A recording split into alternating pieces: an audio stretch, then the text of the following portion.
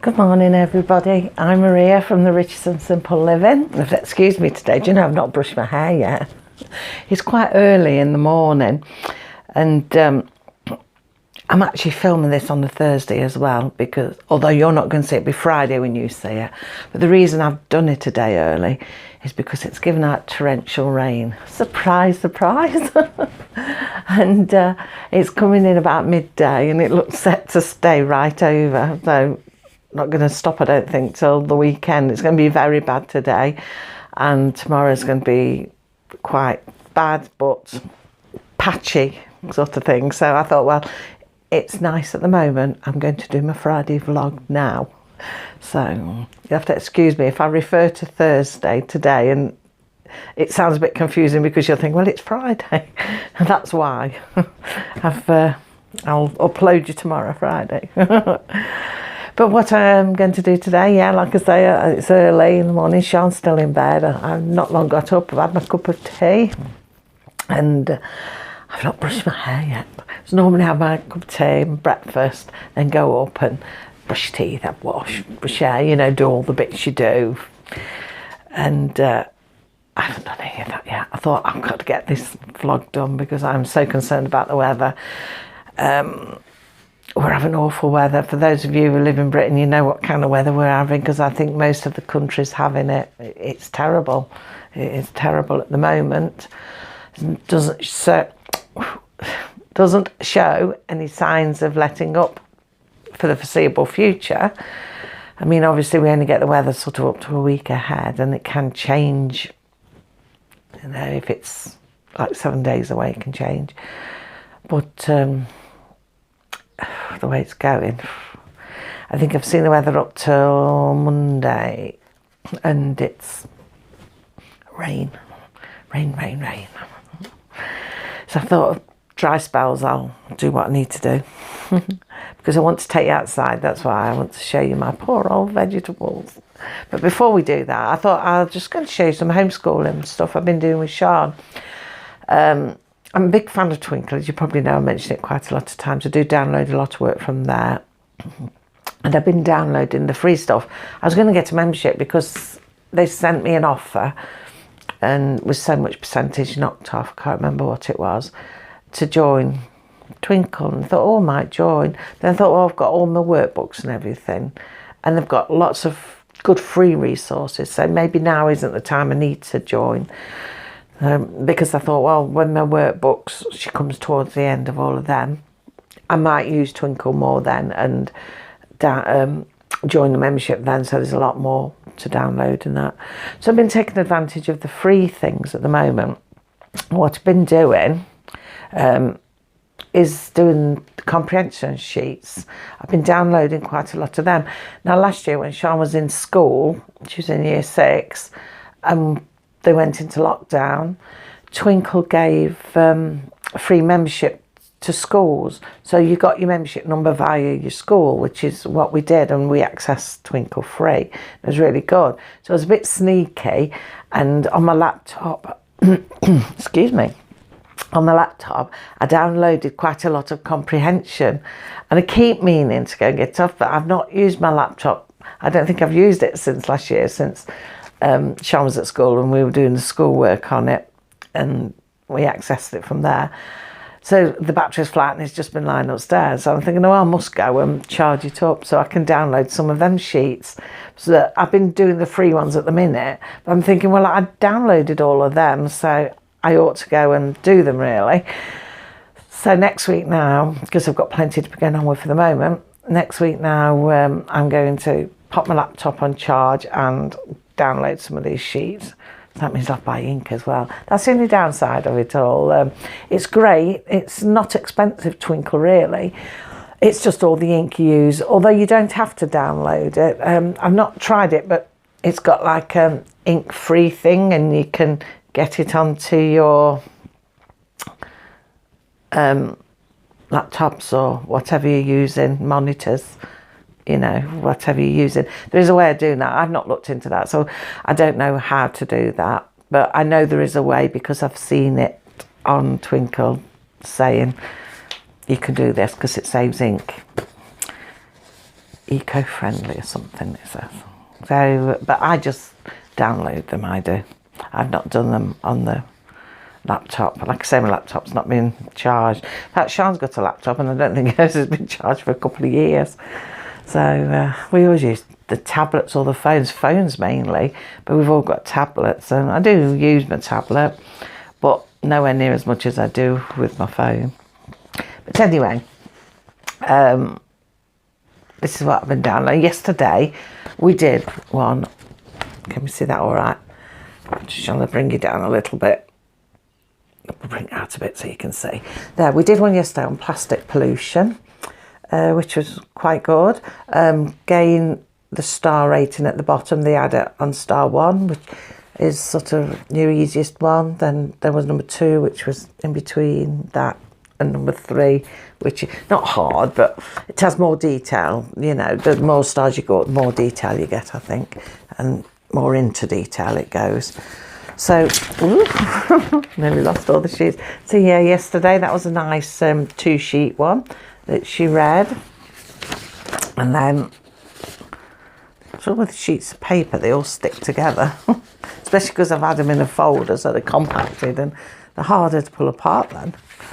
And then there was like question sheets, and as you can see, she filled the questions in. Now it does give you the answers, you can download the answers, but what I do, I take a photo shot of the answers so I can just refer back to it, and rather than print all that off and waste more ink, I just print off what I need.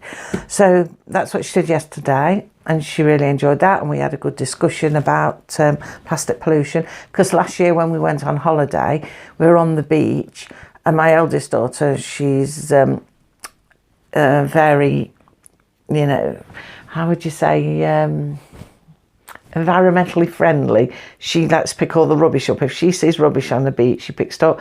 So she'll end up walking down the beach, coming back with loads and loads of rubbish.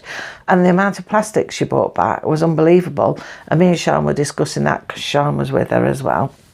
And we were discussing how much plastic's out there and the damage it does, and ways that we can lessen the amount of plastic we use.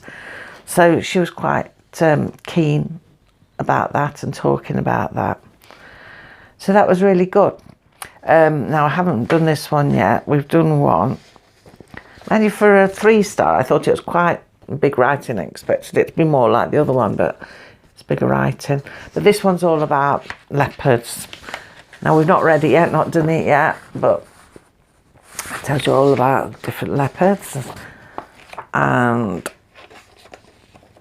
there's my question sheet. This has only got one question sheet. I like it when they have a couple, really. But it's got one question sheet at the back. So the nice, quick and easy things to do. And then you've got something you can be talking about, discussing it.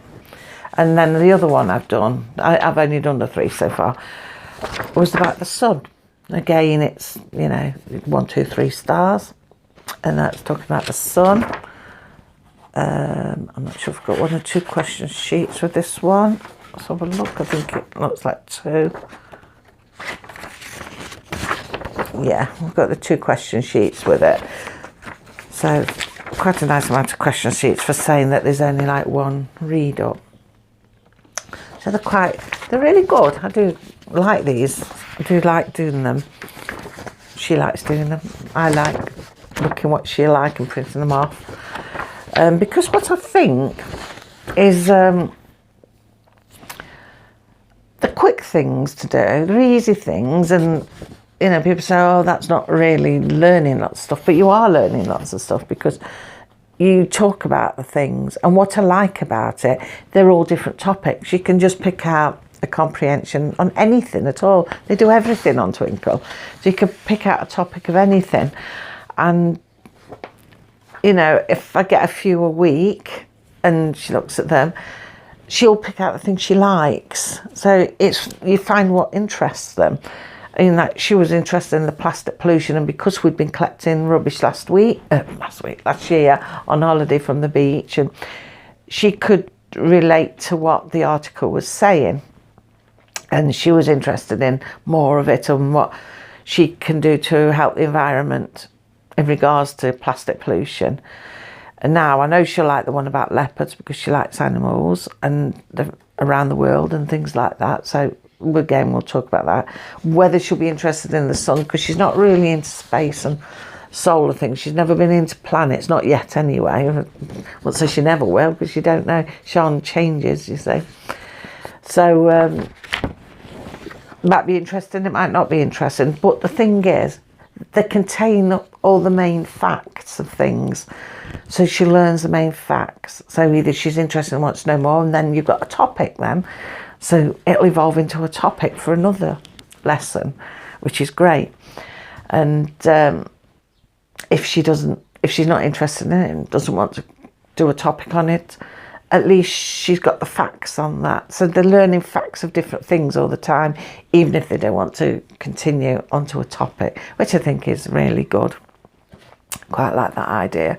Gives lots of scope, it does, to go at things. So, and what I've realised now is I'm definitely going more self-led and I'm more relaxed about it. I mean, I look back at some of my earlier videos and I can see how stressed I was over everything, especially maths, and it's got to be done this way, got to be done that way. But now I'm not so bothered. I'm not so bothered at all. So if you're in a stage where you're just starting out and you're thinking, oh, it's got to be like school, because if your child has been at school, it's ingrained into you. Please don't stress. You don't need to stress. I've learned not to stress. Well, in fact, it came upon me naturally because I thought I'd always stress about it. But I realised I don't have to. And there's such a source of information for education out there that they've got so much more to go at than when they're at school. So much more to go at. It's unbelievable. It's just never ending. You could do it forever. It's just never ending. So, yeah, I won't worry, because at the end of the day, it's just a case of them doing what they enjoy doing. And like I say, doing all these little twinkle things is a great idea, I thought, for Sian, because it'll just teach her lots of facts about things, provided she remembers them. Because, of course, when you're not interested in something, you don't always remember things, do you? I forget things sometimes as soon as I've read it if I think it's boring. But, yeah, it's done in a way, though, that it's nice, simple, and, you know, to capture your imagination and your interest. And like I say, if there's something she's particularly interested in, we can go on and do a topic about it. I was actually looking on Netflix and what's the other one?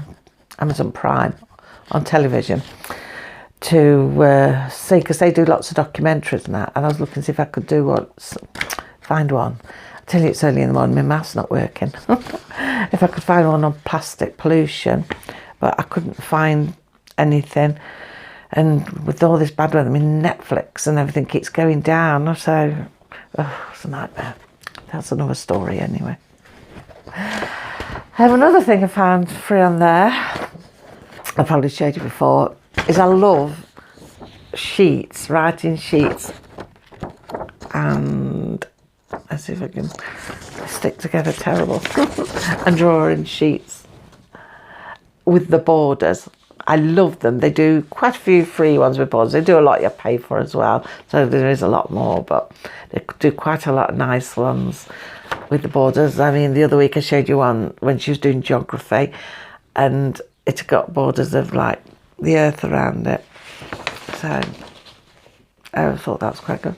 But this one, can you guess what we're doing? Wiggly worms. That was to do with the worm farm Sian's doing. So I thought it's got to be a week, so I think it's Monday when they can be released back. So we had a look at it last night and can't see no worm things. It says you're supposed to be able to see them trailing through, but can't see nothing at all. The eldest daughter said, "Sure you haven't killed them, Mum?" I shouldn't think so. But anyway, I can't see nothing. But yeah, we got these because I thought come Monday we'll check it all again. And what this one's doing, she's going to write an article on the worms, life cycle of worms, and a write-up of her experiments. Though I don't really know what she's going to write. I can't find the worms. I suppose that's what she'll just write anyway. And that one, the blank one, I thought, oh, she could just draw pictures of the life cycle of a worm. So I thought that was quite good. She won't touch the worms. She'd go, oh, I pick them up. I said, hold it, Sian. No. It's only a worm. If it's a spider, it'd be a different matter. But it's only a worm. So yeah, I thought that'd be quite nice to write her article up and her findings and then just draw a picture. But we'll do that on Monday because that's when we let the worms go back in the wild, if we can find them in there. So yeah, that's what I've been doing with Sian. She's doing her books as well, doing her workbooks as well.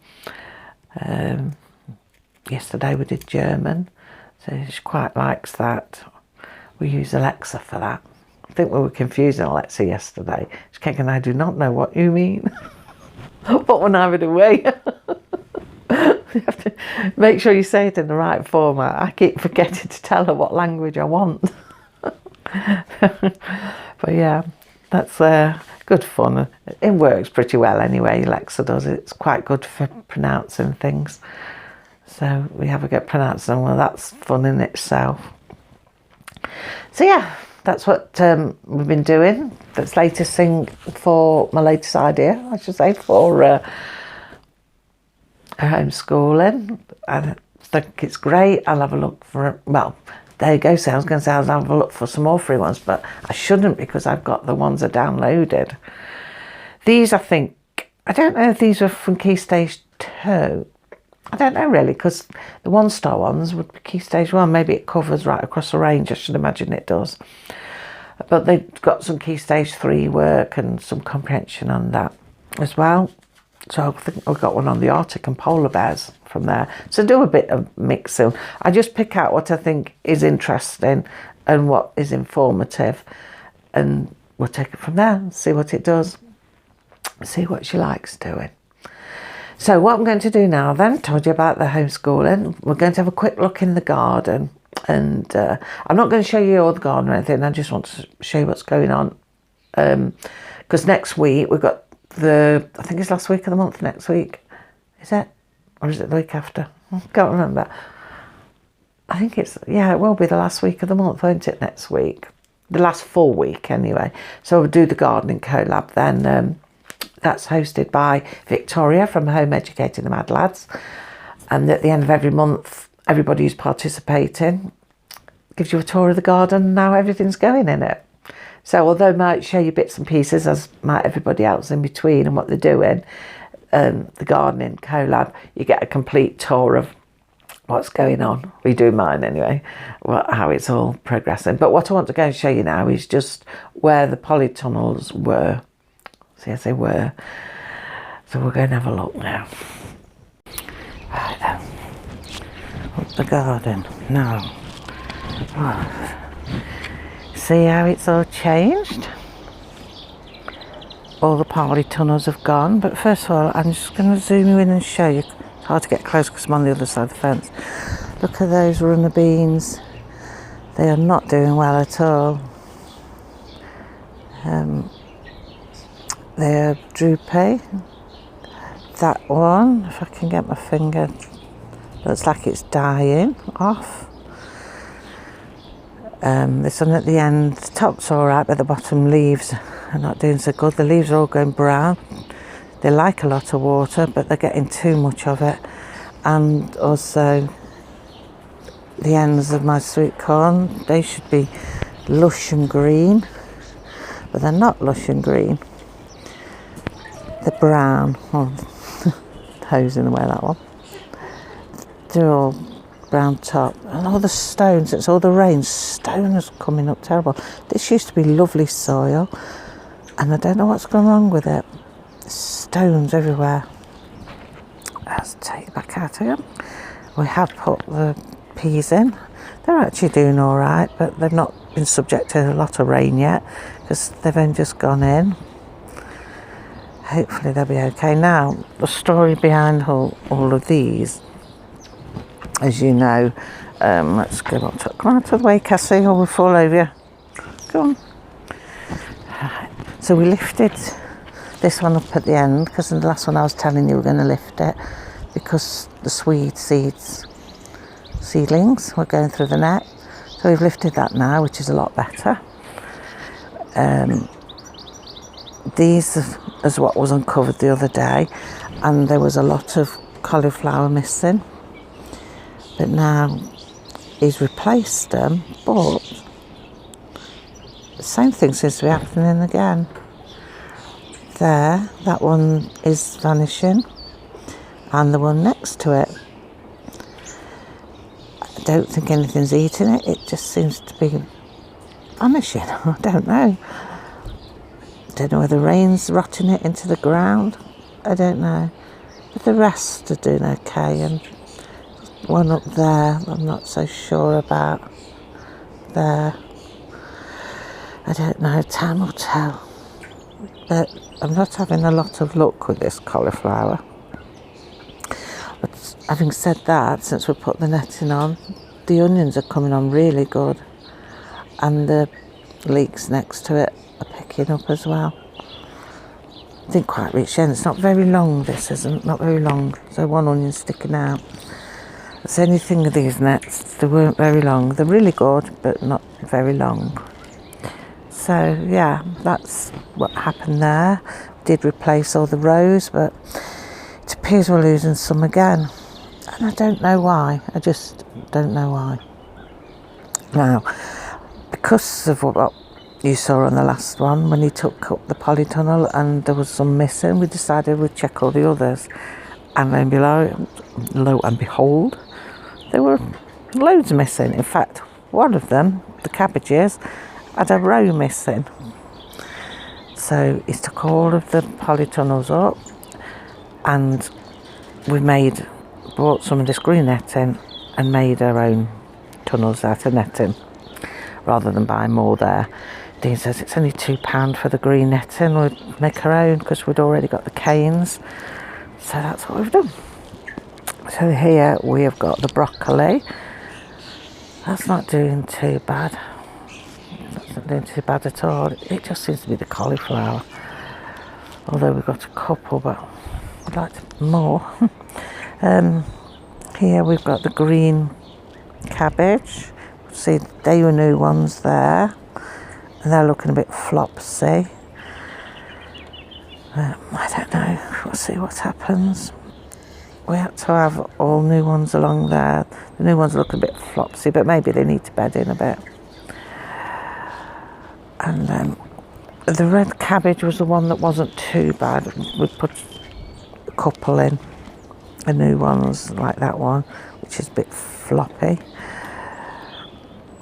But these weren't too bad. These were the only ones that really escaped it. So whatever was eating them obviously doesn't like red cabbage.